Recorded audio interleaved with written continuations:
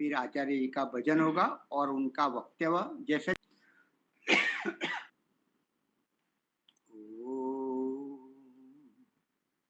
सहनावतु सहनौ भुनक्तु सह वीर्यं कर्वावहै तेजस्विना वधीतमस्तु मा विद्विषावहै। ओम शांति शांति शांति। सबको सादर नमस्ते जी।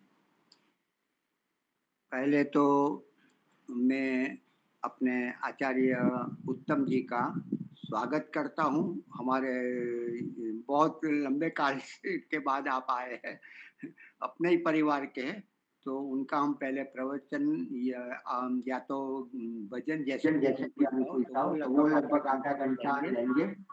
और अभी मैं उनको निवेदन करता हूँ आप प्रारंभ करें अपना वक्तव्य। 4:30 तक ले सकते हैं। 4:30 से 4:35, ठीक। तो सभी को सादर नमस्ते जी। और बहुत दिनों के बाद आपसे जुड़ा हूँ, पर प्रसन्नता की बात यह है कि मैं अभी लाकरोड़ा में ही हूँ और यहाँ दर्शन योग धाम का पूरा लाभ ले रहा हूँ। और यहाँ के जो निवासी हैं, यहाँ जो ब्रह्मचारी हैं, वो भी मुझे अवसर दे रहे हैं कुछ भजन गाने के लिए, कुछ अपना अनुभव सुनाने के लिए। तो मुझे बहुत अच्छा लग रहा है। कुछ दिन पहले मैं रोजड़ में भी रहा 1 सप्ताह, और कोई कारण नहीं है, बस ऐसे भ्रमण के लिए मैं आगे राजस्थान जा रहा हूँ। तो आइए भजन के माध्यम से फिर शुरू करते हैं। पूज्य आचार्य ज्ञानेश्वर जी ये भजन हमें सुनाते थे हमेशा, तो उन्हीं को याद करते हुए ये भजन हम सुनाते हैं। कुछ सोच समझ प्राणी के एक दिन दुनिया से है जाना। कुछ सोच समझ प्राणी के एक दिन दुनिया से है जाना। कुछ साथ नहीं लाया है, कुछ भी साथ नहीं ले जाना। कुछ सोच समझ प्राणी के एक दिन दुनिया से है जाना। जिसे समझता है तू अपना, वो है एक सराय। जिसे समझता है तू अपना, वो है एक सराय। 4 दिनों का मेला है ये, कोई आए कोई जाए। ये तेरी जागीर नहीं है, ये है मुसाफिर खाना। चल उड़ जा रे पंछी के अब ये देश हुआ बेगाना। कुछ साथ नहीं लाया है, कुछ भी साथ नहीं ले जाना। कुछ सोच समझ प्राणी के एक दिन दुनिया से है जाना। विषयों की ये मस्त हवा पागल करने वाली। विषयों की ये मस्त हवा ये पागल करने वाली। जीवन को बर्बाद करेगी चाल तेरी मत वाली। पशुओं सा ये जीवन है जो हो उपकार से खाली। मानव का उद्देश्य नहीं है केवल पीना खाना। कुछ सोच समझ प्राणी के एक दिन दुनिया से है जाना। कुछ साथ नहीं लाया है कुछ भी साथ नहीं ले जाना। प्रातः सायं संध्या कर ले। प्रातः सायं कर ले प्रार्थना। प्रभु नाम गुण गाले। प्रातः सायं कर ले प्रार्थना। प्रभु नाम गुण गाले। तोड़ के सारे झूठे बंधन जीवन सफल बना ले। दीन दुखी की कर ले सेवा दुखिया गले लगा ले। नंदलाल कहे मानव चोला जो है सफल बनाना। कुछ सोच समझ प्राणी के एक दिन दुनिया से है जाना। कुछ साथ नहीं लाया है कुछ भी साथ नहीं ले जाना। रोते हैं वो पंख पखेरो साथ तेरे जो खेले। रोते हैं वो पंख पखेरो साथ तेरे जो खेले। जिनके बीच लगाए तूने अरमानों के मेले। भीगी अखियों से ही उनकी आज दुआएं ले ले। किसको पता अब इस नगरी में कब हो तेरा आना। चल उड़ जा रे पंछी के अब ये देश हुआ बेगाना। कुछ सोच समझ प्राणी के एक दिन दुनिया से है जाना। कुछ साथ नहीं लाया है कुछ भी साथ नहीं ले जाना। कुछ सोच समझ प्राणी के एक दिन दुनिया से है जाना। कुछ सोच समझ प्राणी।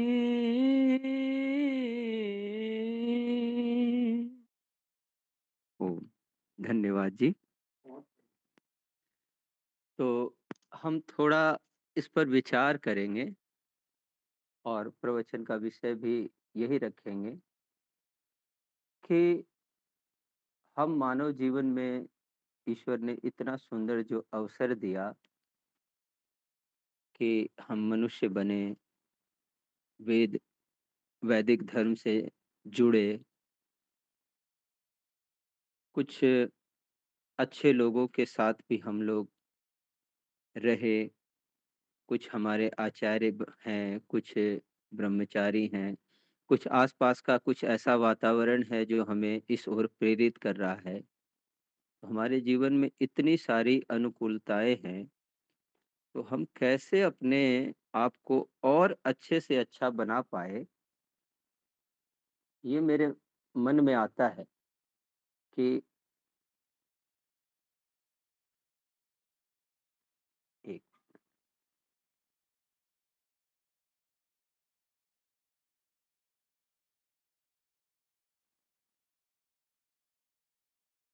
ये मैं हमारे मन में आना चाहिए कि हर बार हमें इतने अच्छे अवसर नहीं मिलेंगे। अभी पूरी अनुकूलता है। लगभग हम चाहें तो अपने समय को अधिक से अधिक इसमें लगा सकते हैं।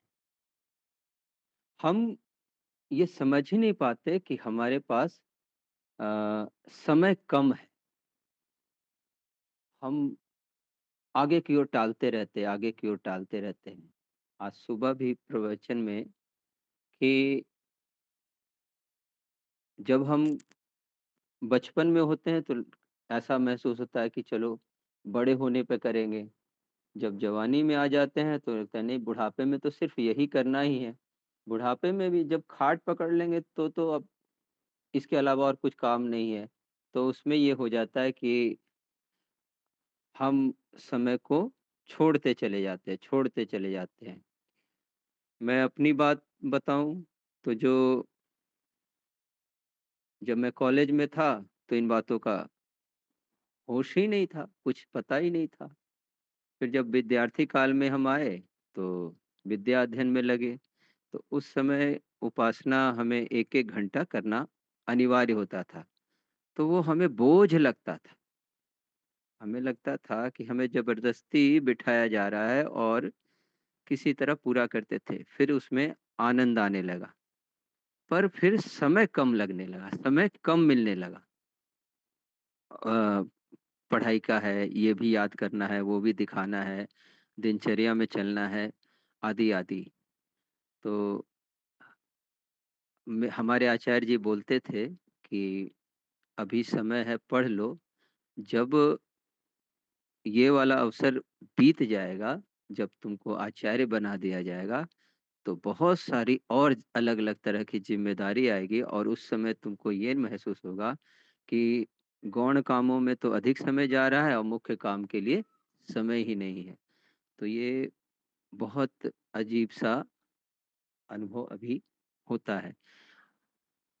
आपके जीवन में भी यही होगा कि वैसे जीवन मिला ही किस लिए है? केवल और केवल ईश्वर की प्राप्ति के लिए। मनुष्य का जीवन केवल ईश्वर प्राप्ति के लिए मिला है और सारे कार्य गौण हैं और सारे कार्य गौण हैं।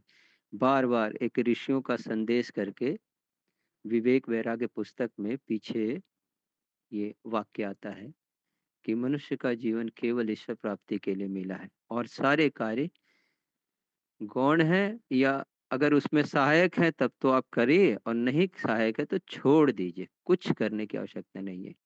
आप देखिए जितने बड़े से बड़े महान पुरुष का जीवन देखिए, खूब किया उन्होंने। अंत में अब हम अपने परिवार में देखते हैं, हमारे दादा, हमारी दादी या उनके पूर्वज खूब कमाए, साथ में क्या ले गए? तो भौतिक संपत्ति के रूप में कहें कि कुछ साथ नहीं लाए हैं और कुछ साथ नहीं ले जाएँगे, भौतिक संपत्ति। उन्होंने भौतिक ही कमाया, सब भौतिक ही रह गया और जो कमाया सो यहीं रह गया, चाहे कुछ भी हो। संपत्ति का मतलब केवल धन नहीं, पुत्र है, पुत्री है, मकान है, अ, सब यहीं रह गया। तो हमने तो जीवन को ऐसे जीते चले गए और जब अवसर आया तो हमारा काम, हमारा शरीर ही हमको साथ नहीं दे रहा है। तो ये कुछ इस तरह का जाल है कि एक विवेक वैराग्य में एक श्लोक आता है, भोगा न भुक्ता वयमेव भुक्ता, तपो न तप्तम वयमेव तप्ता। कालो न यातो वयमेव याता, तृष्णा न जीर्णा वयमेव जीर्णा। हम भोगों को भोगना चाहते हैं, भोगना ही पड़ता है। पर भोगों को हम भोगते हैं या भोग हमें भोगते हैं, ये हमें विचार करना पड़ेगा। तो अगर हम संयम पूर्वक कुछ भोग भोगते हैं, कुछ लेते हैं, शब्द, स्पर्श, रूप, रस, गंध, तो हम भोगों को भोगते हैं। और असंयम से अगर हम करते हैं तो वो हमें ही भोग लेते हैं।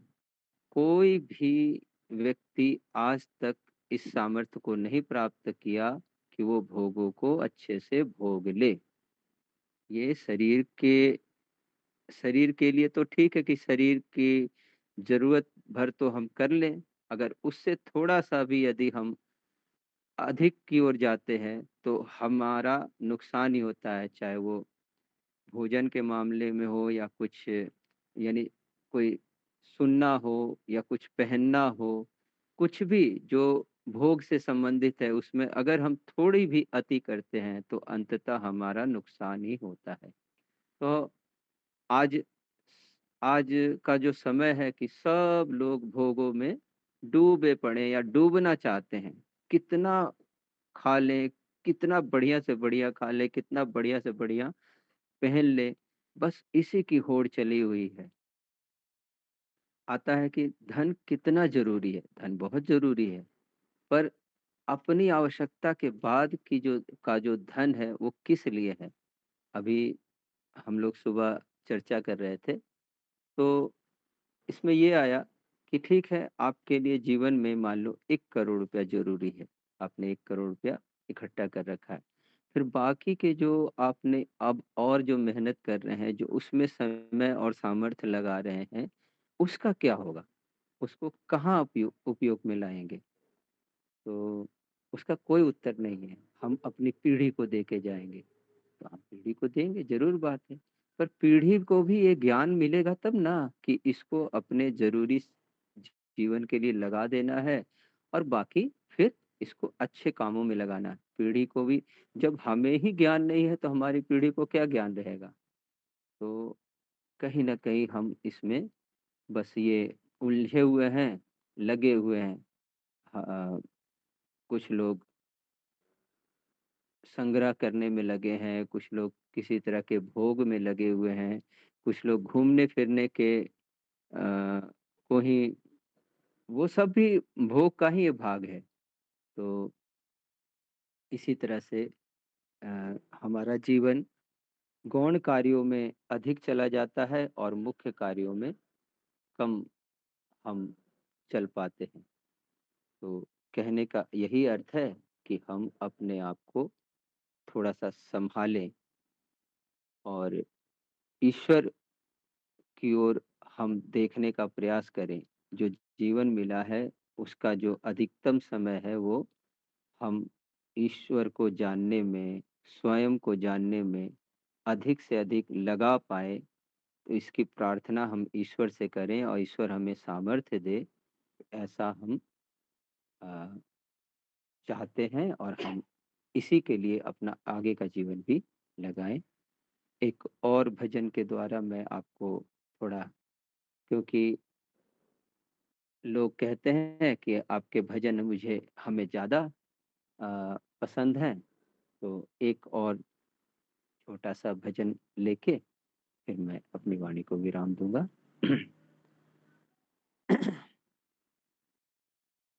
ईश्वर तुम्हीं दया करो, तुम बिन हमारा कौन है? ईश्वर तुम्हीं दया करो, तुम बिन हमारा कौन है? दुर्बलता दीनता हरो, दुर्बलता दीनता हरो, तुम बिन हमारा कौन है? ईश्वर तुम्हीं दया करो, तुम बिन हमारा कौन है? माता तुहे पिता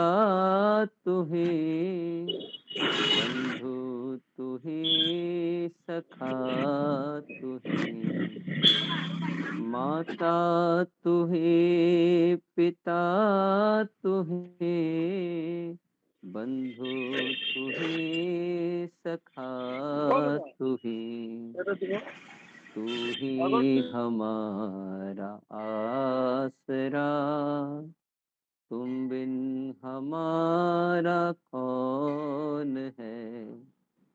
ईश्वर तुम्हें दया करो, तुम बिन हमारा कौन है। जग को रचाने वाला तू, दुखड़े मिटाने वाला तू, जग को रचाने वाला तू, दुखड़े मिटाने वाला तू, बिगड़ी बनाने वाला तू, तुम बिन हमारा कौन है। बिगड़ी बनाने वाला तू, तुम बिन हमारा कौन है। ईश्वर तुम्हें दया करो, तुम बिन हमारा कौन है। तेरी दया को छोड़ कर कुछ भी नहीं हमें खबर। तेरी दया को छोड़ कर कुछ भी नहीं हमें खबर। जाएं तो जाएं हम किधर, तुम बिन हमारा कौन है। जाएं तो जाएं हम किधर, तुम बिन हमारा कौन है। ईश्वर तुम्हें दया करो, तुम बिन हमारा कौन है। तेरी लगन तेरा मनन, भक्ति तेरी तेरा भजन। तेरी लगन तेरा मनन, भक्ति तेरी तेरा भजन। तेरे ही आते हम शरण, तुम बिन हमारा कौन है। तेरे ही आते हम शरण, तुम बिन हमारा कौन है। ईश्वर तुम्हें दया करो, तुम बिन हमारा कौन है। दुर्बलता दीनता हरो, तुम बिन हमारा कौन है। ईश्वर तुम्हें दया करो, तुम बिन हमारा कौन है। ईश्वर तुम्हें दया करो, तुम बिन हमारा कौन है। तुम बिन हमारा कौन है। तो परमात्मा से प्रार्थना कि ये जो मनुष्य का जीवन मिला है, ईश्वर प्राप्ति के लिए मिला है। इस मुख्य कार्य को छोड़कर हम गौण कार्यों में अधिक न लगें। तेरी लगन तेरा मनन, भक्ति तेरी तेरा भजन। हम अधिक से अधिक उससे समीप होते जाएं। अच्छा, ईश्वर के समीप होने से एक बात जो विशेष होगी वो ये कि हम ईश्वर की तरह कार्यों में लग जाएंगे या अपने आप को सुधारने में लग जाएंगे। जो जिससे दोस्ती करता है उसके गुण उसमें आने लगते हैं। तो मुख्य है अपने आचरण को सुधारना और उसमें ईश्वर की भक्ति, उसका भजन सहायक बन जाता है। मुख्य है अपने दुर्गुणों, दोषों से हटना, तो उसमें ये चीज़ें सहायक होती है। जैसे लक्ष्य है मोक्ष प्राप्ति करना, तो मोक्ष प्राप्ति कैसे होगा? लक्ष्य है कि जीवन को अच्छा बनाना, तो अच्छा जीवन कैसे बनेगा? लक्ष्य है कि हम अपने दोषों से दूर हो जाएँ, वो कैसे होगा? तो हम किसी ऐसे व्यक्ति से जुड़ जाएँ जो इन दोषों से बिल्कुल रहित हो। तो हम धीरे-धीरे उनको उसके जैसा होने लगेंगे या होने का प्रयास करेंगे। तो मैं इतना ही कह के अपनी वाणी को विराम देता हूँ। आपका बहुत-बहुत धन्यवाद। सबको सादर नमस्ते जी। ओम। बहुत ही सुंदर नमस्ते। आपका वक्तव्य उपदेश रहा। आपने मुख्यतः यही बताया कि हमारा मुख्य लक्ष्य परमात्मा प्राप्ति का है और सब गौण है और आपने मुख्यतः यही बताया कि हमारा मुख्य लक्ष्य परमात्मा प्राप्ति का है। परमात्मा को कभी न भूले और जो जो कुछ समय शक्ति है उनको ईश्वर के कार्य में लगा दे। बहुत ही सुंदर। आजकल हम युवा देखते हैं 20-25 वर्ष उसके आसपास, तो उसमें कोई सरलता नहीं होती, कोई गंभीरता किसी भी प्रकार की नहीं होती। चंचलता इतना है कि एक सीधा खड़ा भी नहीं रह सकता, सीधा बैठ भी नहीं सकता, इतनी चंचलता। और ऐसी उम्र में 20 वर्ष की उम्र में हमारे परविंदर जी जो सुंदरपुर से आए हुए हैं, केवल 25 वर्ष की उम्र है। 25 वर्ष पूरे भी नहीं हुए, कल ही बात हुई। 25 वर्ष उनके पूरे, उन्होंने योग दर्शन के एक सूत्र पर बड़ी अच्छी तरह से गंभीरता से बात की और 6 दर्शन 5 दर्शन पढ़ चुके हैं और 10 उपनिषद पढ़ लिया है। ये केवल 25 वर्ष पूरे भी नहीं हुए, 24 वर्ष के, और आज वो पढ़ा रहे हैं, गौ सेवा आदि भी कर रहे, सारी व्यवस्था वो संभाल रहे हैं। स्वामी शांतानंद जी कहीं भी घूमते हैं, लेकिन संभालने वाले ये हमारे आचार्य परविंदर जी, वो आए थे अभी। स्वामी जी विवेकानंद जी की जो शिविर हुई योग दर्शन पर शंका समाधान विशेष, तो उनके लिए तो मतलब ये 25 वर्ष भी पूरे नहीं हुए, वो अच्छी तरह से वो वहाँ पढ़ लिया, 5 दर्शन पूरे किए और 10 उपनिषद भी चालू किया और वो भी पूरा कर दिया और आचार्य पद पर वो, और गौ सेवा आदि भी वो सारी व्यवस्था करते जैसे हमारे यहाँ प्रिय जी करते हैं।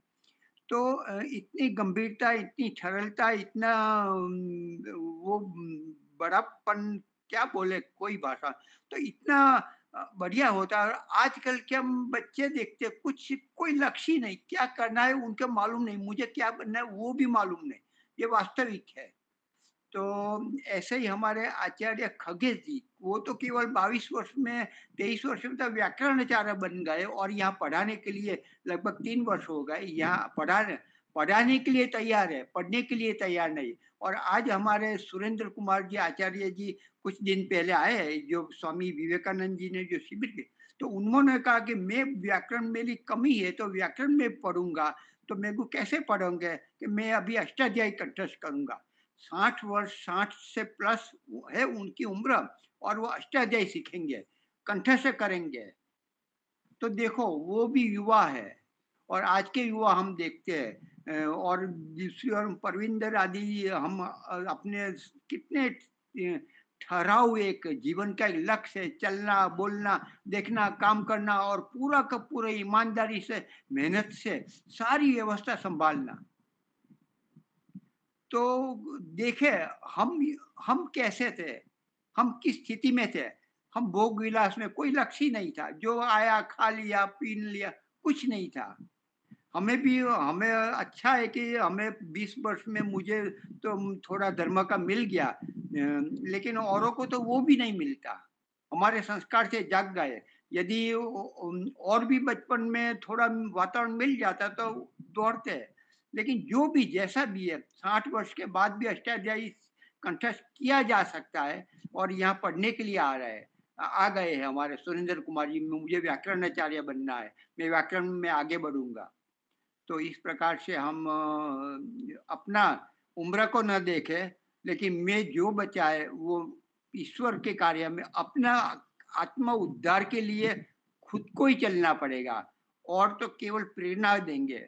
स्वामी जी, आचार्य सब यहाँ कहते हैं कि मैं तैयार हूँ, मुझे लूट लो, जितना लूटना हो लूट लो, फिर हम कब तक चलेंगे? स्वामी विवेकानंद जी बोलते हैं, हमारे आचार्य आदि भी बोलते हैं कि आप जो काम करवा दो, हो जाएगा। लेकिन कोई लाभ उठाने वाला नहीं, पैसा देकर हट जाते हैं, लेकिन समय दो, शक्ति दो, तो हमारा ही उसमें कल्याण है। तो हमारे आज के पहला प्रवचन, वक्तव्य, भजन आदि आचार्य उत्तम जी ने कहा, उनका बहुत-बहुत धन्यवाद। और हमारे भाग्येश जी, मैंने आचार्य जी से कहा कि वो ज्योति माता जी है, उनके सुपुत्र है प्रताप जी के, तो वो तो जानते ही होंगे, आपने आप चित्र इसमें देख, ठीक है, ठीक है। उस काल में भी आप पढ़ रहे थे लगभग, हाँ, आपने लगभग 6-8 महीना तो वानप्रस्थ में कुछ पढ़े थे आचार्य जी, भाग्येश जी आपको, हाँ। चलो ठीक है, तो उत्तम जी का उत्तम भजन और वक्तव्य सुना, खूब-खूब धन्यवाद। धन्यवाद। जी, भाग्येश जी प्रारंभ करें। जी, उत्तम जी का बहुत-बहुत धन्यवाद। बहुत ही सुंदर भजन। और बस मुख्य हमारा जब भी केंद्र बिंदु ये बनता है कि अपने दुर्गुण, दुर्व्यसन इनको दूर करना है और अपने लक्ष्य को प्राप्त करना है। इसलिए महर्षि दयानंद जी का सबसे चहेता मंत्रक विश्वानि देव सविता तुरितानि रहता है। आप देखेंगे हर किसी भी का आरंभ करना हो, किसी भी मंत्रों का आरंभ करना हो, किसी भी स्वाध्याय का आरंभ करना हो, तो इतना बड़ा ऋषि, कैसे कोई ऋषि महान बना है? तो जब तक हम अपने दुर्गुण, दुर्व्यसन, दुखों को दूर नहीं करेंगे और ईश्वर के कल्याणकारी गुण कर्म स्वभाव को नहीं धारण करेंगे, हम अपने लक्ष्य को प्राप्त नहीं कर सकते हैं। तो यह केंद्र बिंदु ऋषि का भी केंद्र बिंदु था और हमारा भी यही केंद्र बिंदु होना चाहिए। तो हम इसी पे ही आगे चर्चा चल रहे हैं। हमारी पिछली भी जो चर्चा है इसी पे ही चल रही थी। हमारा जो विवेचन चल रहा है वो इसी में ही चल रहा है कि ईश्वर प्राप्ति का सबसे उत्तम माध्यम है अंतःकरण की शुद्धता। अंतःकरण की शुद्धता का अर्थ होता है शुद्ध विज्ञान से हमारा अंतःकरण धारण करें और अपने सारे क्लेशों से मुक्त हो जाए। तो पिछली चर्चा में हमने देखा था कि ऐसा क्यों हो रहा है कि हम जान तो बहुत कुछ रहे हैं लेकिन उनको कर नहीं पा रहे हैं। हमारे जानने और हमारे करने के बीच का अंतर बढ़ता जा रहा है। जानना एक भाग है और मानना और करना वह दूसरा भाग है। तो इतने वर्षों तक इनमें लगे रहना, जन्मों जन्मों तक लगे रहना, कुछ जानना परंतु कर नहीं पाना, ऐसा क्यों हो रहा है? और हमारी सारे वक्तव्य का केवल केंद्र बिंदु एक ही है, कुछ नया जानना नहीं है कि हम कुछ ऐसा नया जान लेंगे कि हमारा जीवन सफल हो जाएगा। इस चर्चा का उद्देश्य कभी भी वह नहीं रहा है। हमारी चर्चा का केवल एक ही उद्देश्य रहता है, भाई मैं जान गया लेकिन वह मेरे कर्म में क्यों नहीं आ रहा है? मैं जैसा जानता हूँ वैसा मान क्यों नहीं पा रहा हूँ? कहाँ मैं अटका हुआ हूँ? कब तक मैं अटका हुआ हूँ? कैसे मैं उस बवंडर से बाहर निकलूं? तो हमारा केंद्र बिंदु केवल एक ही है। पहली चर्चा हो, आगे की चर्चाएं होंगी या आज की चर्चा होगी, हम इतना प्रयास कभी नहीं करते हैं कि मैं कुछ नया जान लूं। जाने हुए को कैसे मैं अपने कर्म में ला दूं, केवल वही केंद्र बिंदु रहता है। तो चर्चाएं सब चर्चाओं का भिन्न भिन्न केंद्र बिंदु रहता है, सबका भिन्न भिन्न जीवन का लक्ष्य रहता है, परंतु हमारी कक्षा का, हमारी चर्चा का केंद्र बिंदु हमेशा एक ही रहेगा, आगे भी रहेगा, और जब भी हम इसको लेंगे तो उसका केंद्र बिंदु वही रहेगा। तो पिछली चर्चा में हम समझ रहे थे कि हम ऐसा क्यों होता है, तो हमने कुछ बिंदुओं पे चिंतन मनन किया था। एक तो जब हमें ज्ञान मिलता है तो कई वर्षों या कई जन्मों के बाद जब हमको सत्य ज्ञान मिलता है तो वह ज्ञान में हम इतने अपने आप को लाभान्वित कर समझते हैं कि मेरे एक बहुत अच्छी स्थिति हो गई है, और वो वास्तव में हमारी अच्छी स्थिति होती है, क्योंकि हम पता नहीं कब से अज्ञान की दिशा में चल रहे होते हैं जीवन में, और हमें वैदिक सत्य ज्ञान मिल जाता है। परंतु होता क्या है, यह वैदिक सत्य ज्ञान जब मिलता है तो ये अंदर एक सत्वगुण का सुख उत्पन्न करता है। अब हमारी परेशानी यहाँ से स्टार्ट हो जाती है, यहाँ से आरंभ हो जाती है कि हमने जो शब्द ज्ञान को प्राप्त किया है उसी के सुख लेने में बैठे रहते हैं कि जितना मैंने शब्द ज्ञान प्राप्त किया है इसको और प्राप्त करूं, और प्राप्त करूं।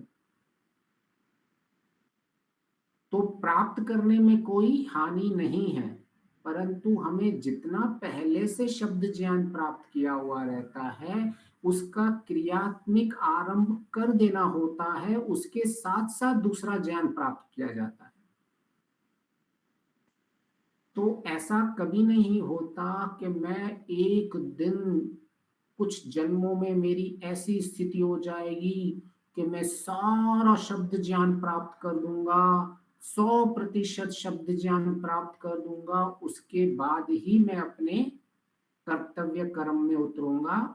यह केवल और केवल ब्रह्मचर्य काल में रहता है, उसके बाद हमारे पास ये विकल्प नहीं रहता, यहाँ कम रहता है।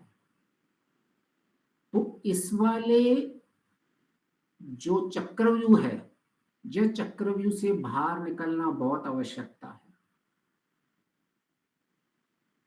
कि हम एक चीज पढ़ते हैं, उसका सुख प्राप्त करते हैं, और फिर कहते हैं कि मैं कुछ और पढ़ूं, फिर उसका सुख प्राप्त करते हैं, लेकिन वो पढ़ने के बाद जो क्रियात्मक करना था उस क्रियात्मक को छोड़ देते हैं, और यह एक आसक्ति बन जाती है।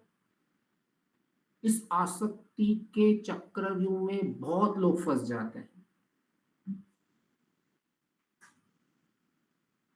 क्योंकि क्रियात्मक करना वास्तविक में बहुत कठिन रहता है। इसीलिए स्वामी सत्यपति जी थे, वो क्रियात्मक योग की बात करते थे। हम जितने भी हमारे आचार्य लोग थे क्रियात्मक योगाभ्यास की बात करते थे। आप जितने भी लोगों ने आचार्य ज्ञानेश्वर जी को सुना होगा, स्वामी सत्यपति जी को सुना था, तो कभी भी योगाभ्यास की बात नहीं करते थे। वो क्या कहते थे? क्रियात्मक योगाभ्यास। तो जब हम क्रियात्मक योगाभ्यास को मुख्य केंद्र बिंदु बनाते हैं तब हमें यह निश्चित करना पड़ता है कि जितना ज्ञान मैं प्राप्त करता हूं उसको क्रियात्मक करूं। परंतु क्या होता है, हम ज्ञान और शब्द ज्ञान को प्राप्त करते हैं और शब्द ज्ञान को प्राप्त करते हैं और इस सुख को भोगते रहते हैं। फिर क्या होता है, जैसे ही अगर क्रियात्मक करता है उसमें तो कष्ट होता है, वो इतनी सुविधा उसमें मिलती नहीं है। तो हम क्या करते हैं, अभी हम ये ज्ञान किसी और को बताएंगे, फिर उसका सुख प्राप्त करते रहते हैं। तो इस तरह से हमने पिछली बार समझा था कि हमें अपने लक्ष्य पे पहाड़ पे जाना है, परंतु हम पहाड़ पे चढ़ नहीं रहे हैं, केवल और केवल भिन्न-भिन्न रास्ते खोज रहे हैं पहाड़ पे चढ़ने के लिए, और जानने के बाद भी दूसरों को बता रहे हैं केवल कि इस तरह से जाना है ऊपर, और हम कभी खुद नहीं चढ़ रहे हैं। तो यह एक मुख्य केंद्र बिंदु बन जाता है जहां हम एक चक्रव्यूह में फंस जाते हैं। तो एक ये सबसे गहरा बिंदु बनता है संसार में कि हम ज्ञान तो प्राप्त कर लेते हैं, लेकिन क्यों क्रिया में और कर्म में नहीं होता, इसका मुख्य कारण यही होता है कि हम शब्द ज्ञान का सुख प्राप्त करने में लगे हुए रहते हैं। क्योंकि ज्ञान होगा, सत्य ज्ञान होगा तो सत्वगुण उभरता है, परंतु उसमें आसक्ति हो जाती है हमारी, और फिर हम कहते हैं कि हमारे जीवन में कोई परिवर्तन नहीं हो रहा है। तो एक केंद्र बिंदु को ये हमने समझने की कोशिश की थी। और दूसरा, ये दुर्गुण दुर्व्यसन ये जाता क्यों नहीं है,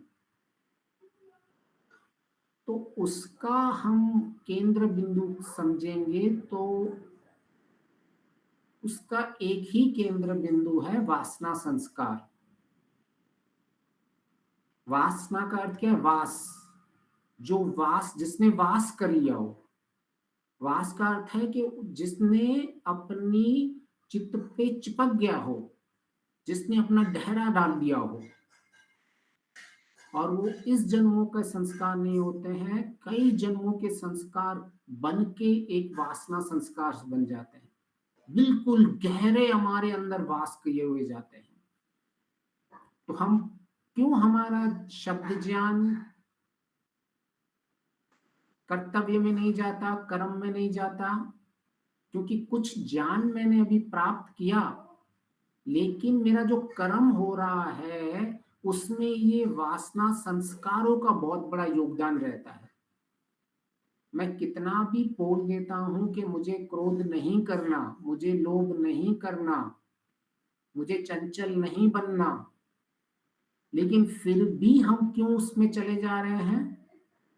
तो उसका कारण है वासना संस्कारों के प्रभावों के कारण।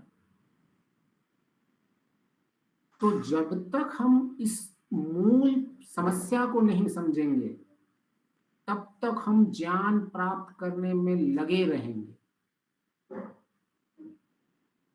और हमें लगेगा कि मैं इतना तो जान गया हूं, और कितना जानूं।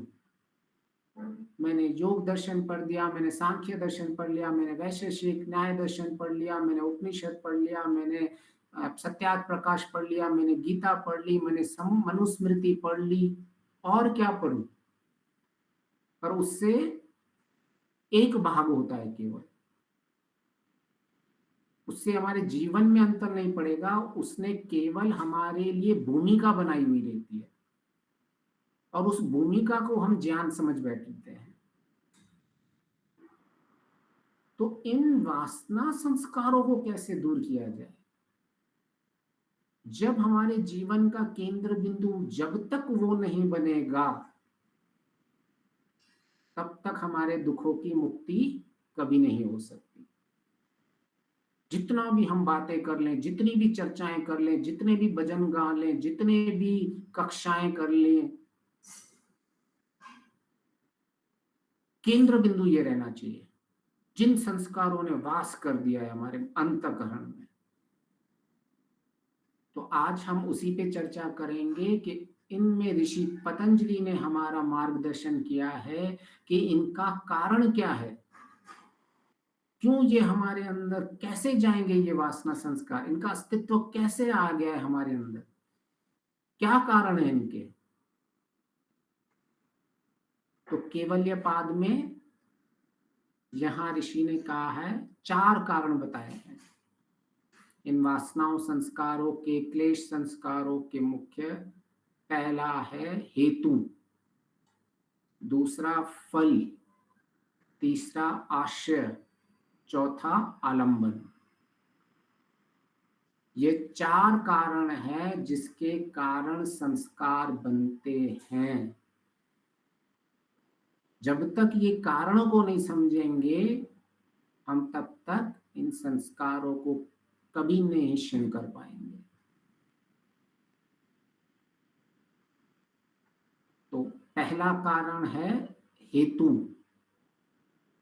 कि क्या हेतु है जिससे ये मेरे वासना संस्कार बन रहे हैं। तो उसमें व्यास भाष्य जी ने कहा है कि एक अविद्या है, अविद्या का चक्रव्यूह है। पाप, पुण्य, सुख, दुख और राग, द्वेष, ये हमारा चक्र है। इस चक्र में हम फंसे हुए हैं। जब तक ये अविद्या के चक्र से बाहर नहीं निकलेंगे, तब तक हमारे यहाँ संस्कार बनते रहेंगे। तो संस्कारों से हमें कोई आपत्ति नहीं है। संस्कार तो हमारे लिए अनिवार्य है जीने के लिए, परंतु वासना युक्त, क्लेश युक्त संस्कारों से हमें मुख्य बाधित होते हैं। शुद्ध ज्ञान तो चाहिए, शुद्ध विज्ञान तो चाहिए, उसके लिए शुद्ध संस्कार होना अनिवार्य है। परंतु जो संस्कार, यहाँ वासना संस्कारों की बात की गई है, जिन संस्कारों को अविद्या युक्त संस्कार होते हैं, हमें उनको हटाना है। कितना ज्ञान प्राप्त करें हम, एक सीमा होनी चाहिए जीवन की। कोई कुछ कहना चाहेगा इसमें कि कितना ज्ञान प्राप्त करेंगे कि मुक्ति मिल जाएगी? हम सब जानते हैं ज्ञानात मुक्ति, ठीक है, हम सब मुक्ति के लिए लगे हुए हैं, परंतु कितना ज्ञान,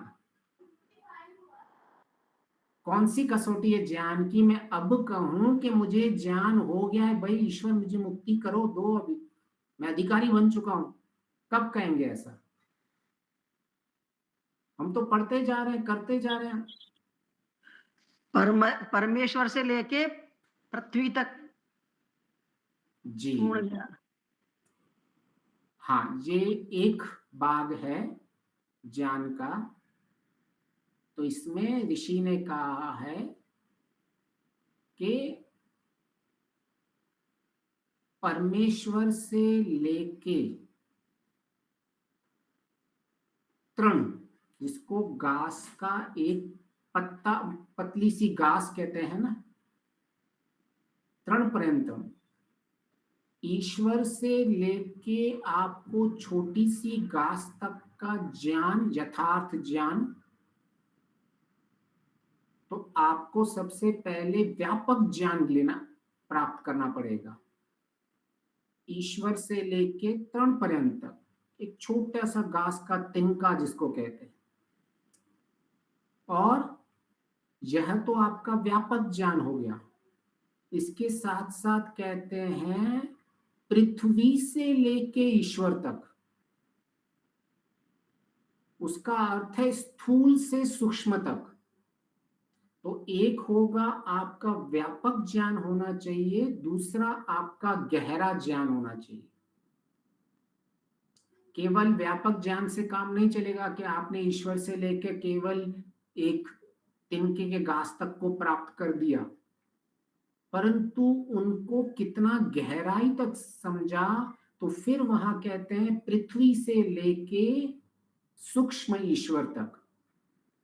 तो जहां ये दोनों ज्ञान मिलते हैं, उस मिलन के ज्ञान को अंतिम स्थिति कहते हैं प्राप्तम प्राप्यम, कृत कृत हो जाना।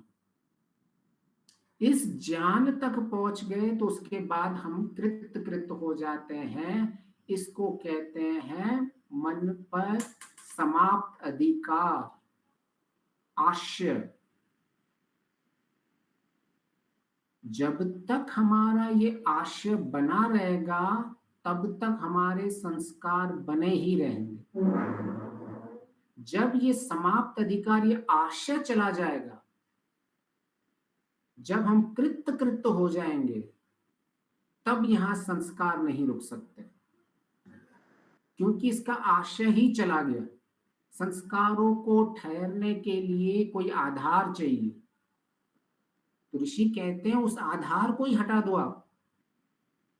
एक तो है कि मैं संस्कारों में लगा हुआ हूं, संस्कारों को हटाने में, एक है मैंने उसके नीचे से आधार ही खींच लिया, तो वहां संस्कार रुक ही नहीं सकते हैं। तो यह होता है अहंकार, अस्मिता क्लेश। सारे संस्कारों का आधार ये अहंकार ही रहता है, जिसमें हम अपने आप को शरीर मान के जीवन में चलते हैं। अगर जिस दिन हमने सीधा के सीधा इस अहंकार को हटा दिया, तो जिस पर ये संस्कार रुकते हैं ये कभी रुक ही नहीं पाएंगे, तो उनका आशय चला जाता है। मन समाप्त अधिकार, हमने क्या चित्त वृत्तियों पे अधिकार बना के रखा है, ये मेरा, मैं ऐसा। तो जब तक मैं मेरा ये चलता रहेगा, आपके हर एक वृत्तियों के ऊपर आपने अधिकार बना के रखा हुआ है, संस्कारों पे अधिकार बना के रखा हुआ है, तब तक आपके ये संस्कार हटेंगे नहीं। इस अधिकार को समाप्त करना होता है। इसीलिए तो हम हवन में इदं नमः स्वाहा की भावना को उत्पन्न करते हैं। तो यह ईश्वर से जुड़ने का अर्थ का है, वास्तव में मैं आंतरिक में इदं नमः की भावना को उत्पन्न कर रहा हूं। जब हम मैं मेरा छोड़ देते हैं, तो हमारे संस्कार जो वासना रुकते हैं, उनका आशय रुकता ही नहीं है। तो हेतु हो गया और तीसरा आशय हो गया। दूसरा है फल।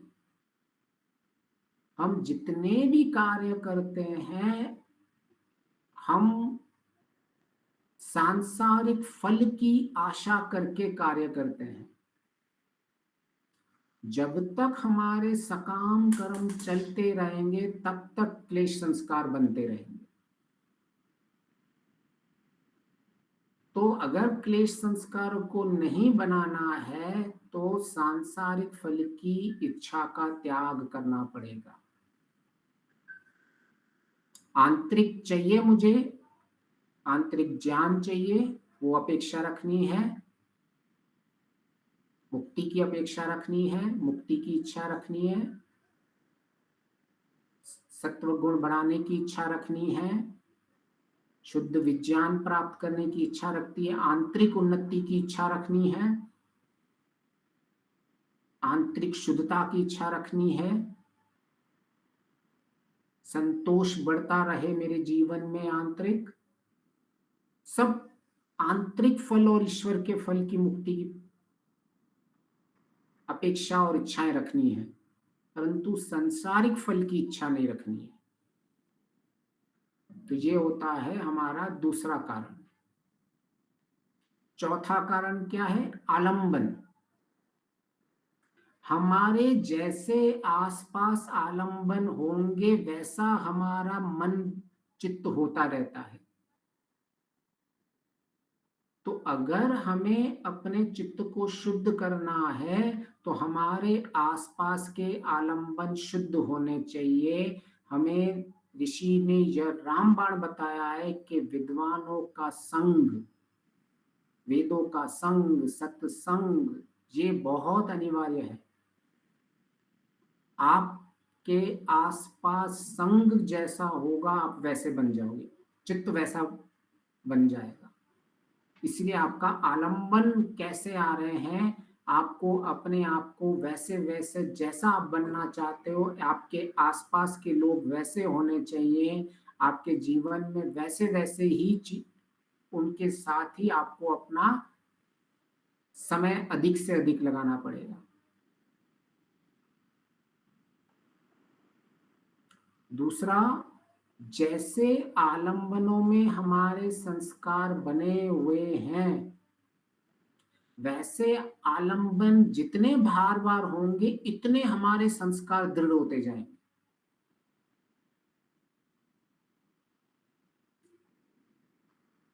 अगर मैं ऐसे वातावरण में हूं, ऐसी स्थितियां मेरे सामने आ रही हैं कि उन आलंबनों को आते हैं, तब मैं अपने विवेक का प्रयोग नहीं करता हूं और उन आलंबनों के प्रति मैं झुकाव आ जाता है, तो एक और जो पिछला कर्म था एक और कर्म बन गया और संस्कार और मेरे तीव्र बन गए। तो अगर मुझे क्रोध आ रहा है जिस आलंबन से, वही आलंबन बार बार आ रहा है और मैं बार बार क्रोध कर रहा हूं, तो मेरे क्रोध के संस्कार बनते जाएंगे। उसका एक ही उपाय है, प्रारंभिक स्थिति में जब तक विवेक नहीं हुआ है, जब तक ज्ञान परिपक्व नहीं हो रहा है, तब तक उस आलंबन से दूर रहिए। पर यह स्थायी समाधान नहीं है, लेकिन प्रारंभिक समाधान यही बनेगा। लेकिन जहां भी बहुत से साधक फंस जाते हैं, इस प्रारंभिक समाधान को वह स्थायी समाधान बना देते हैं कि मुझे आलंबन का सामना ही नहीं करना है। तो ऐसे संस्कार नष्ट नहीं होते हैं। जब आलंबन नहीं हो तो अपने अंदर विज्ञान उत्पन्न किया जाता है, अपने अंदर विवेक उत्पन्न किया जाता है कि जब ये आलंबन आएंगे तो मैं इनका सामना कर सकता हूं और ये होंगे और मैं अपने संस्कारों को नहीं उभारूंगा, जो अपने वासना युक्त संस्कार है। तो इस तरह से अगर हमने इन 4 कारणों को समझ लिया तो हम अपने संस्कारों को नियंत्रण कर सकते हैं। आप सबका बहुत बहुत धन्यवाद। अगर किसी को कोई प्रश्न है तो हम तुरंत ले सकते हैं। आचार्य जी नमस्ते। जी नमस्ते। आचार्य जी, एक हेतु बताया आपने, एक हाँ जी, हेतु दूसरा कौन सा फल है? फल और फल आलंबन, एक कौन? हेतु फल आशय और आलंबन 4 आश्रय। ठीक है, आशय। जी जी धन्यवाद आचार्य जी। जी, धन्यवाद। ठीक है, सबका बहुत बहुत धन्यवाद। जी आपका भी बहुत बहुत धन्यवाद, बहुत बहुत धन्यवाद।